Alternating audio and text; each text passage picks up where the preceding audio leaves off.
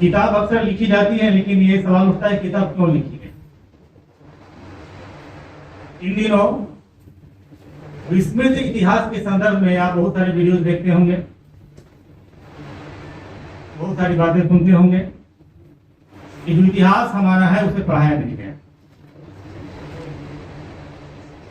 और जो भी हमें बताया गया वह किसी विचारधारा के नैरेटिव सेट करने के लिहाज से बताया। अम्बेडकर कहा करते थे कि जो लोग अपना इतिहास भूल जाते हैं वे अपना इतिहास नहीं बनाते। तो सैकड़ों वर्षों से हमें अपने इतिहास को भूलने का ही कार्य, हमें भुलाने का ही प्रयास किया गया। ये इतिहास को दिग्भ्रमित करने का कार्य या खराब करने का कार्य मुस्लिम आक्रांताओं के समय से ही शुरू हुआ। उन्होंने हमारे भवन को, हमारे ऐतिहासिक साक्ष्य को जलाकर, मिटाकर इतिहास को नष्ट करने का प्रयास किया।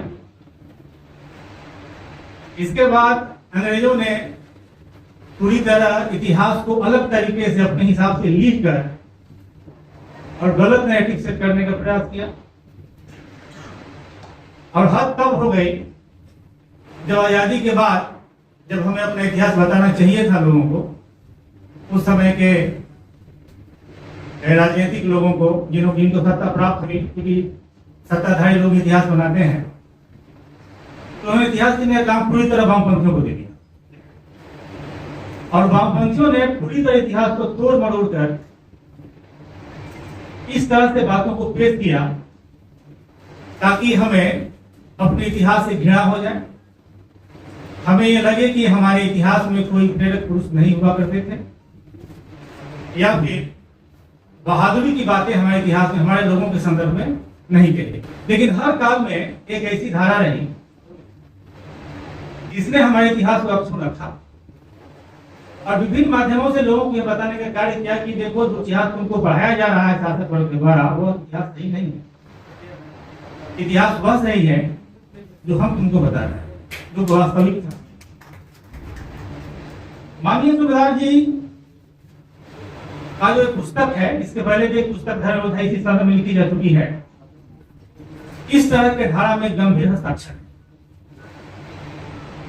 धर्म योद्धा में उन्होंने दलित, जो भुला दिए गए लोग हैं, जिन्होंने धर्म के बचाने के लिए अपने अस्तित्व को मिटा दिया, ऐसे लोगों के बारे में उन्होंने उसमें लिखा। अब बहुत लोगों को जान के बड़ा ही आश्चर्य हुआ, बड़ा ही माने सुखद अनुभूति हुई कि आज जो तथाकथित दलित हैं वही वास्तव में हमारे धर्म योद्धा थे, और लोगों को सोचने का, समझने का नया दृष्टिकोण मिला। इस किताब में हमें यह बताया गया है कि हमारे आजादी की जो चेतना बिंदु है या प्रेरणा बिंदु है, वो हमारे सांस्कृतिक चेतना में निहित है, और उस सांस्कृतिक चेतना को जगाने का कार्य नए तरीके से स्वामी दयानंद ने किया। एक नया चीज है जो कि प्रायः लोगों के ज्ञान में, संज्ञान में नहीं है।